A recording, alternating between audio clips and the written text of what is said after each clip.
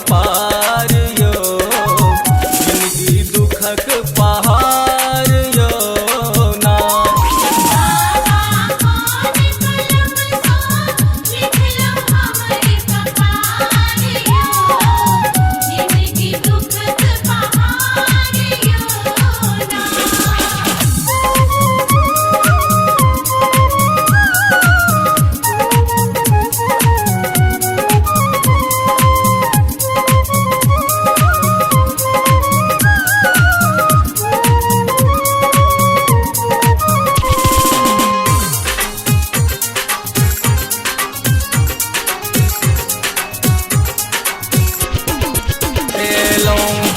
बेर बाबा धाम बाट में रटते यहाँ के नाम। बेर बाबा धाम बाट में रटते यहाँ के नाम। आबो खोल नयन के सुनियो हमर पुकार यो, जिंदगी दुखक पहाड़ यो ना।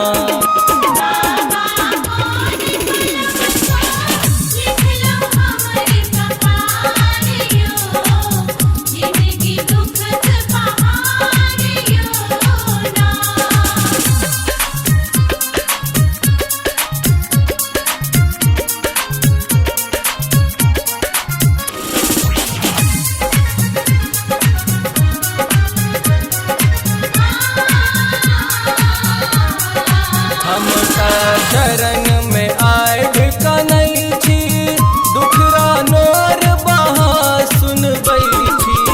हम शरण में आए कनई छी, दुखरा नोर बहा सुनबै छी। एक बेर करियौ बाबा हमरो पर विचार यो, जिंदगी दुखक पहाड़ यो ना।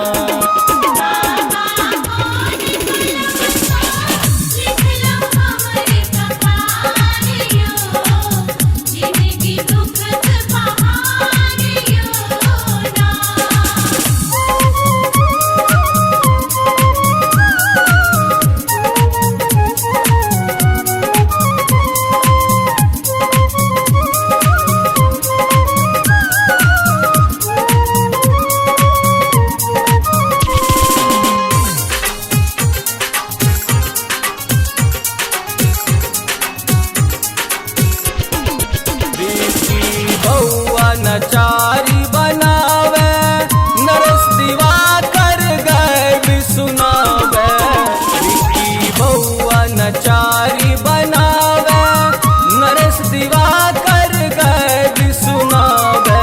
बाबा हमरो बना दिया बजिया कलाकार यो, जिंदगी दुखक पहाड़ यो ना।